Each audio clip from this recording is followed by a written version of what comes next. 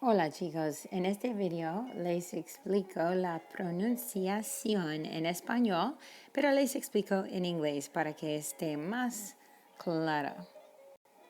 So that being said, let's get started with el alfabeto, which most of you all probably know what that is. In Spanish, the alphabet is much more basic than it is in English, which is great news for you if you're a native English speaker learning Spanish, because there's not a lot of variation in the sounds. And another good thing about going from English to learning Spanish as your second language is that there's lots of consonants that make pretty much the same sound as they do in English. For example, la letra B, like in banana, ba. It makes the same sound as it does in English. De is da, like we know.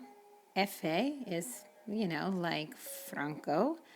G is a little different. H and I and J are a little different. K you don't see a lot in Spanish except for names like Katia, but it makes the same sound. LA by itself, like Lola or Limon, is just like the L sound in English. When you have two L's together, the sound is a little bit different, but we'll talk about that momentarily. M and N are just like English, same with P and R. When you have two R's together, you roll your R's, but please don't worry if you cannot do this as a native English speaker because you'll still be understood, I promise. S and T are the same sounds in English, like in Santo or Teresa.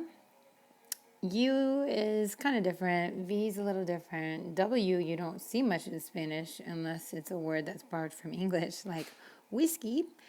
X and Y and Z are a little different, but those sounds that I just underlined are pretty much the same as they are in English, so you can pronounce them the way you know how to in English and apply that to your words in Spanish.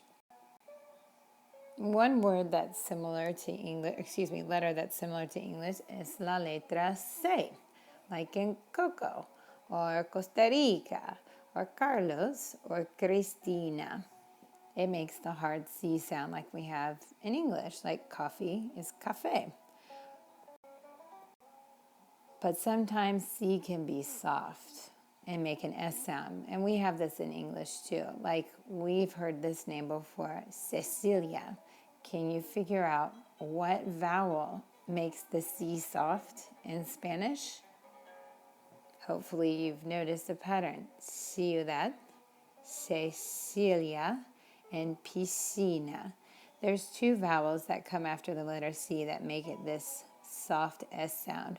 And hopefully you recognize now it's the letter I and the letter E when they come after C. And unlike English, I or E can come after C. There's no rule I before E except after C. That doesn't exist in Spanish. So when we pronounce these words, when there's an I or an E after C, it changes the sound of the letter C to S, like in piscina. La letra G, or G in English. We've seen many words in Spanish that we recognize easily. Grande, for example, or guardia, or even Garfield. G can make a hard G sound just like in English.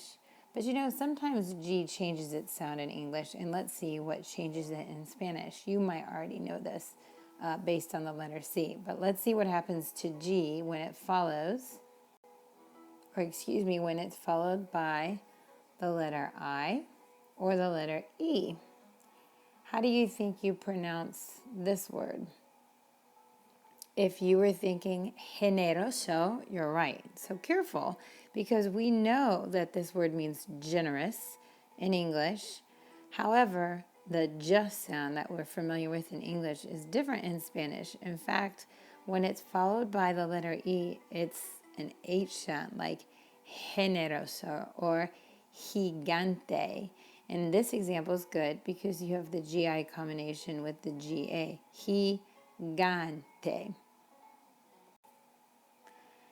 Okay, everybody knows how to say this word in Spanish. And since you know how to say this word in Spanish, I want you to apply that to every word you ever see with the letter H in it, because H or H es invisible. And you know that because in Spanish, hello is not hola. What is hello in Spanish? Hola. You don't even pronounce the H in Spanish. It is totally invisible. So when we say hola, or another word you'll see later on is hospital. It's hospital, not hospital. Hotel, not hotel, hotel. And this word means ability, and it's habilidad, not habilidad. La Alhambra, words that have an H in the middle, the H is still not pronounced. So be careful with that. But you know that hola is pronounced without the H. So build on what you know. Okay, so J in Spanish is called jota. And J makes an H sound in Spanish. And you know that because of words like jalapeno or Jose. In Spain, that J or Jota is very strong. And Jose Andres, who you might have heard of before, he's an amazing chef and also a philanthropist, especially during the pandemic. Jose in Spain is pronounced with a very, very almost in the back of your throat sound. So you might hear that among Spaniards, but generally speaking, it's jalapeno, Jose, Juan, etc. Okay, if there's anything that you can pay attention to at this point, it's the vowels or las vocales. If you know your vowels, you can pretty much pronounce anything in Spanish and be understood. As long as you know A, E, O, and U. A, E, O, U. And you know what? You can just be a total nerd and chant that in your head. A, E, O, U. Or practice saying it, because when you do that, the repetition and the rhythm behind memorizing those sounds will help you. Because as long as you know your vowels, you truly, truly can pronounce anything in Spanish, I promise, and be understood. Among those vowels are strong vowels like tarea, cuidado. These strong vowels are very important in Spanish because they receive emphasis in certain words. Like I said, tarea, cuidado. Notice that this little U isn't pronounced very strongly, but when combined with the I, it is strong. Cuidado. Also, strong vowels are important when you all learn about accentuation in words like question words or commands. Acuéstate and cual. When you have a vowel combination where there's more than one vowel, the strong vowels are going to get the accent mark when an accent mark is needed. Okay, a couple things. The letters V and B and Z and S in Spanish are identical. So little children, when I was teaching English in Costa Rica in this school, when little children would write me little notes or something, they would have a lot of spelling errors with these two letters, which was kind of cute. And you know this because we don't say vamos, we say vamos. We don't say vaca, we say vaca, and uvas verdes. So the V sounds like the letter B in Spanish, vamos. Also, the letter Z makes the sound of the letter S. Feliz almuerzo el zócalo. So when you say my name, you can call me Profe Zeta because Z in Spanish is Zeta. And I do that because to pronounce my last name in English is Zabi, but in Spanish it's Saubi. So just call me Profe Zeta and you'll be good to go. All right. I really, really want to emphasize that it's totally fine if you have an accent. I have an accent when I speak Spanish. People don't know where I'm from, but they know I'm not a native speaker. It's okay. You have spoken or listened to plenty of people speak who have an accent in English, and think about that experience. Unless it interferes with understanding, it's actually kind of cool. So just be aware of the fact that you are going to have an accent and it's okay. It makes you feel exotic, if you will. The goal is to be understood, and that's why those vowels are very important, and knowing those sounds that so that they don't interfere with communication. Because when there's a breakdown in communication, then that's when you really need to polish your pronunciation. Lots of mistakes I see students make when they are pronouncing things in Spanish is they apply English vowel sounds to the word, especially when that word looks like a word in English. Lots of students say importante, but it's importante and interesante. Remember, the letter I in Spanish is E. So importante, interesante. Another common error is the letter U. We all know this is uno, and we don't say you know, we say uno, like uno, dos, tres. So apply what you know to this word. How do you think you pronounce university in Spanish? Universidad, not universidad. Uno, universidad, u. And then a very common one that I hear is favorito. It's not favorito, it's favorito because the letter A is A. Favorito, favorito. Accent marks are often overlooked in Spanish because we don't have them in English, but they interfere with communication when not pronounced correctly. When we need to emphasize, like the U in the word number in Spanish, it's important to emphasize that sound. Número, not numeros, números. Same with telephone, teléfono. And exaggerate. Exaggerating will just help with communication. You don't sound like an idiot saying teléfono or número. It just helps you be understood. And dollars often comes out like the name Dolores, which is not. That's the name of somebody. It's Dolores, Dolores. So careful with those. Oh, and here's another one. We know this currency very well because of, I don't know, maybe you don't know, but that's the currency in Europe. And it's not pronounced euros, it's euros. Every vowel is pronounced in Spanish, euros.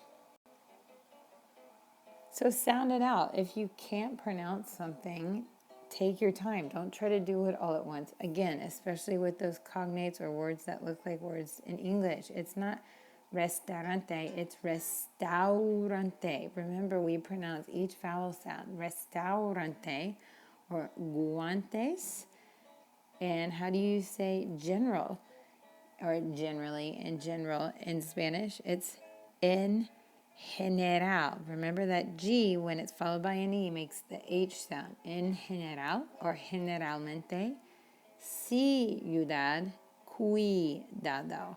Now this one's tricky because these two words look very similar. But when it's CI, it's C, and it makes that S sound. But when it's CU, it's a hard C sound like K, cuidado. Try these three on your own.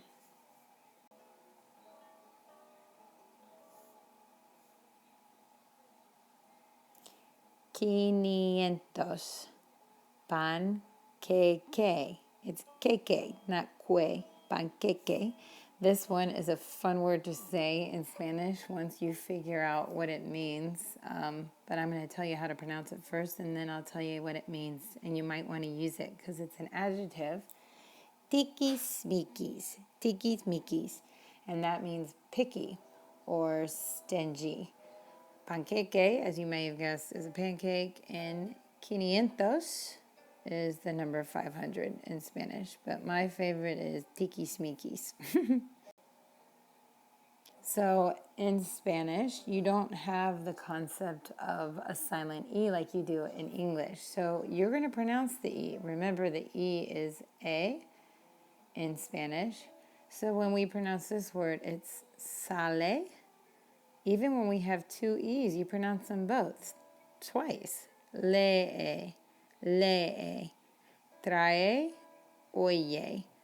So careful. There's no silent E, and you want to pronounce that E when you see it every time. Okay. And then when you state your name, and this isn't really with pronunciation, but it does interfere with communication, you have two choices. It's one or the other. It's either me llamo or mi nombre es, but it's not me llamo es. Do not combine these two. That's incorrect. This is a verb right here, me llamo, and es is a verb right there. We don't put them together. So you either say me llamo Mark, or me llamo Sarah, or mi nombre es Mark, or mi nombre es Sarah. Okay, so practice sounding out your words and only focus on the ones that are more challenging. When we learn colors, you might easily look at verde and be good to go. But you might have trouble with anaranjado. That's the hardest one. That means orange. A-na-ran-ha-do. So break it up in syllables, vowel by vowel, and focus on the ones that are harder, not the easy ones. Like this word. We talked about that double L sound. It's bocadillo. Double L's make the same sound as like a Y in English. Bocadillo or bocadillo. And then think about it in context, what it means. What do you think bocadillos are? Me gusta comer bocadillos para almuerzo. Bocadillos are sandwiches or sandwiches. And Quizlet helps you study and pronounce more difficult words as well. Okay, tarea. I mentioned that word earlier. Tarea. That's your homework. And what I'd like for you to do is go on to Flipgrid and follow the instructions on Flipgrid under the topic called El alfabeto. There's instructions there that'll tell you exactly what you need to do for your short video on pronunciation en español. Ok, chicos, muchas gracias por tu atención. Bueno, hasta luego.